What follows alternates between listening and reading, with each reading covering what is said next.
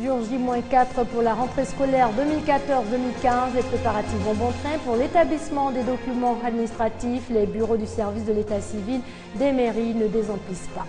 Dans cette édition, d'autres facettes de la commune de Marcory vous seront dévoilées ce soir. Ce sera dans le cadre de la rubrique couleurs de la commune.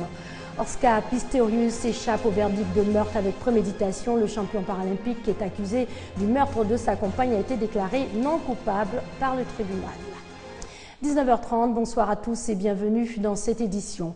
Jour J-4 pour la rentrée scolaire 2014-2015. Les élèves reprennent le chemin de l'école à partir de lundi 15 février.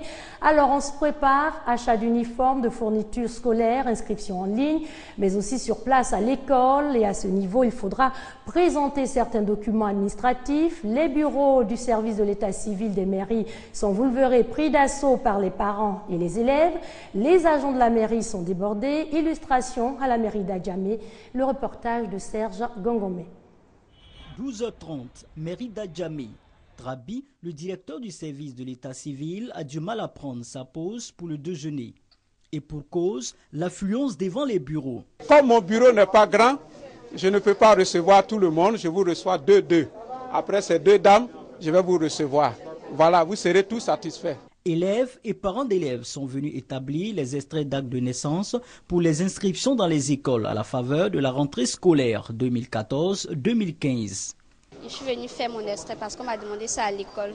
Donc je suis venue avec la photocopie de mon extrait de naissance. C'est à l'école qu'on nous a demandé de venir avec 2 extraits pour pouvoir s'inscrire. Les personnes qui avaient déjà déposé les pièces à fournir attendent d'entrer en possession du document administratif. Parmi ces dernières, Dame Karidjatou Sissé. Elle est reçue par le directeur du service qui lui remet l'extrait d'acte de naissance de son fils. Les gens me disent, va ici. L'argent que j'ai fait au dehors, là, c'est trop. Ça va dans les 50 000 francs. Aujourd'hui, ils sont venus nous dire qu'il y a urgence pour eux. Donc, on a écrit le nom. Je suis très contente d'avoir les extraits pour mes enfants, pour qu'ils aillent à l'école. Tout comme le directeur du service de l'état civil, les autres agents ne peuvent s'offrir le luxe de la pause déjeuner. Ces derniers déplorent l'impatience des élèves. Ils sont impatients, ils sont stressés, chose normale, parce que là, en ce moment, la demande aussi est très forte. Cette affluence devant les bureaux du service de l'état civil de la mairie montre bien la détermination des élèves à remplir toutes les formalités en vue de reprendre le chemin des classes.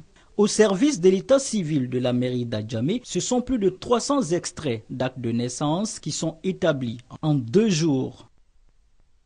Le virus Ebola poursuit sa progression en Afrique de l'Ouest. On parle de 600 nouveaux malades chaque semaine. Selon l'OMS, cette fièvre hémorragique a causé près de 2300 décès. En Côte d'Ivoire, pas de cas avérés de personnes infectées, mais les mesures de prévention restent en vigueur. Les campagnes de sensibilisation se poursuivent en la matière. L'on fait souvent preuve d'imagination. À l'image de cet artiste, vous le verrez, qui, à l'aide de la carte de Côte d'Ivoire, avertit sur les dangers que constitue le virus Ebola et sur les mesures pour éviter la maladie. Connu par Gassoro et Franck Kouadio. Je touche du bois. Si jamais un cas suspect arrivait, ou bien tu suspectais une maladie, il faut appeler tout simplement le 101 à Korogo ou bien le 143 à Korogo. Ayam Sokoro, tu peux appeler le 101, tu peux appeler aussi le 143. Ne vous méprenez pas, ce n'est pas une présentation télévisée de la page météo. Nous sommes au quartier Anoumabo dans la commune de Marcory. Ici, Issa, artiste comédien connu sous le pseudonyme Rire à coucher, veut sensibiliser à sa manière sur le virus Ebola. Il crée donc la météo de l'émergence. J'ai suivi le journal et j'ai vu vraiment Guinée, Sierra Leone, vraiment, et les images qui passaient, c'était vraiment terrible. J'étais dans les fauteuils et puis j'ai eu l'idée, il dit mais écoute, jusqu'à preuve du contraire, on parle, mais il faut quelqu'un quand même pour concrétiser cela, comme nous les comédiens, pour mener le message. Marié et père de 4 enfants, Rire à coucher compte parcourir le district d'Abidjan pour expliquer l'importance des mesures prises par le ministère de la Santé et de la lutte contre le sida. Affaire d'Ebola là, c'est pas affaire de je suis ministre, je suis président de la République, je suis DG, je suis quoi. Tout le monde est concerné. Voilà pourquoi j'ai imaginé un peu, j'ai dit mais voilà, je vais essayer d'accompagner le ministère de la Santé et la lutte contre le sida. Pour l'artiste né en 1965, le virus Ebola est réel.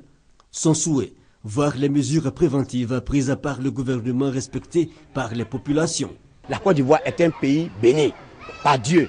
Et moi, je sais que cette maladie ne va même pas traverser une frontière, quelqu'un peut arriver en Côte d'Ivoire ici. Il suffit seulement de respecter ce que Maman Goudou Kofi a dit, le ministère de la Santé et de la lutte contre le sida a dit là.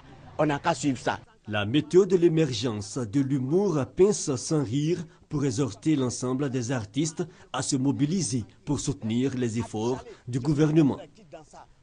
L'épidémie d'Ebola est l'épidémie la plus meurtrière qu'ait connue le continent. Le monde de la recherche mobilisé à l'Institut Pasteur, on analyse les échantillons et on recherche le vaccin et on tend à améliorer les techniques de diagnostic. Le monde dans l'attente d'un vaccin contre Ebola, la vaccination est importante. Elle permet de protéger les populations contre certaines maladies. De vastes campagnes sont organisées, mais difficile d'atteindre certaines populations, surtout celles qui vivent dans des endroits reculés et enclavés. Les populations de Vridi-Ako, dans la commune de Port-Boué, ont eu beaucoup de chance. Elles ont reçu la visite de l'ONG Vaccin pour tous. Connaît Pascal et Franck Kouadio. Elle est recommandée car elle protège contre les maladies infectieuses et pourtant de nombreuses personnes n'ont pas toujours accès à cette méthode de prévention, surtout les populations vivant dans les endroits difficiles d'accès. La situation interpelle l'ONG Vaccin pour tous qui vole au secours de ces grands oubliés des programmes de vaccination. Le site choisi, Vridi-Ako, une presqu'île située dans la commune de Port-Boué. Femmes enceintes et enfants bénéficient de doses de vaccins contre la fièvre jaune, le tétanos et aussi des déparasitants. L'ONG, dans sa mise en œuvre, a décidé comme ça d'aider le ministère de la Santé dans son programme de vaccination. Aujourd'hui, nous sommes à Vridi-Ako pour aider cette population qui est vraiment coupée du reste d'Abidjan pour leur apporter un peu plus de bonheur, surtout en matière de santé. Pour la population de Vridi-Ako, cette campagne de vaccination est salutaire. La vaccination, c'est une bonne chose. Les gens paient très cher pour aller se vacciner. Donc si vraiment il y a une certaine opportunité où les agents vaccinateurs viennent jusqu'à notre niveau, nous, on ne fait que remercier ceux qui ont fait main et pieds pour que vraiment cette vaccination puisse avoir lieu. Environ 15 000 personnes ont pu bénéficier de cette action de l'ONG Vaccin pour tous dans les quartiers les plus défavorisés de la commune de Port-Boué. L'ONG Vaccin pour tous existe depuis 2012. Tout à fait autre chose à présent, direction l'est de la Côte d'Ivoire, précisément dans la région du Gantougo, où une structure agricole vient de voir le jour. Elle a pour nom Hawassou. Sa mission sera d'organiser les producteurs agricoles en vue, in fine, d'accroître leur rendement. Konaté Moussa et Grace Kando. Transua, une localité de l'est de la Côte d'Ivoire dans la région du Gantougo. Une région à forte potentialité agricole. Le café, le cacao, la nacarde et les produits vivriers sont entre autres les principales cultures pérennes cultivées dans cette zone. Pour rentabiliser ces cultures, une structure de gestion moderne est née. Sa mission, organiser les producteurs agricoles afin qu'ils bénéficient du fruit de leur labeur par l'accroissement de leur production. C'est une société coopérative, une coopérative agricole qui a pour objectif la production, la collecte et la commercialisation de produits. Et connaissant les problèmes de nos pères et de nos populations, c'est de les organiser à pouvoir profiter de leur production et booster le développement. Cette structure s'est dotée de méthodes modernes de travail en vue d'une meilleure gestion au profit de ses membres. Elle sera gérée comme une entreprise. Donc il y a un conseil d'administration qui est mis en place et nous mettrons un directeur, on aura un commissariat au compte, c'est-à-dire un cabinet d'expertise comptable. Pour coller à l'actualité, le sous-préfet de Transua, Hervé Opeli, a sensibilisé les populations aux mesures d'hygiène pour éviter le virus Ebola. Trèche Culture Loisirs 2014 s'est achevé. L'événement culturel et artistique est initié par la mairie de Trècheville en faveur des enfants. Au menu lecture, peinture et danse. Selon les organisateurs, cette première édition a pu réunir près de 1000 enfants. Konaté Moussa et Grace Kando. Après un mois d'activité, Trèche Culture Loisirs, première édition, connaît son apothéose. Chants, danse, exposition d'œuvres d'art et autres jeux ludiques Que de bonheur pour les enfants qui ont livré leur savoir-faire artistique.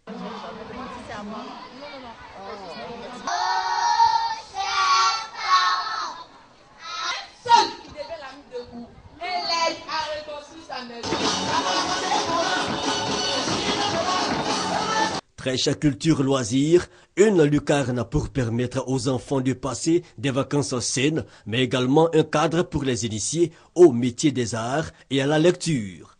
Trèche Culture Loisirs a été l'occasion de rencontres de différents arts. Un enfant de ce 1 avec des mots bien sentis a eu à présenter un ouvrage. Un autre est venu et a eu à nous faire une fiche de lecture. Ce sont des choses essentielles qui amènent les enfants à se construire pour demain.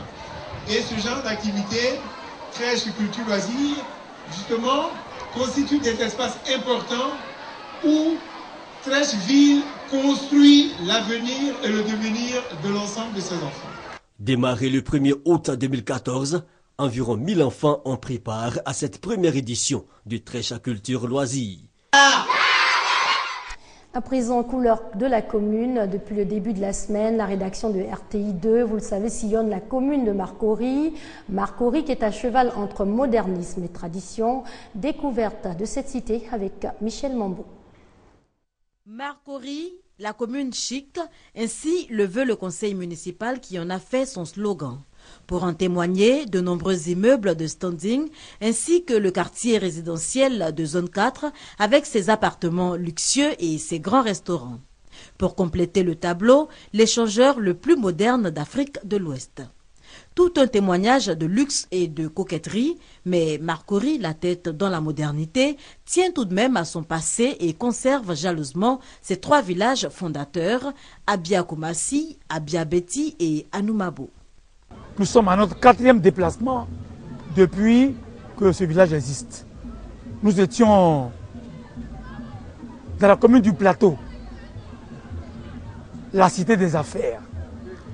Nous y étions et pour le développement du Grand Abidjan, Anoumabo a dû avoir beaucoup de déplacements. Nous appartenons à la tribu Bidjan, qui composait effectivement 6 villages, dont Lokodjoro, Santé, Agban, Atekoubé, Adjamé, Kokoli village.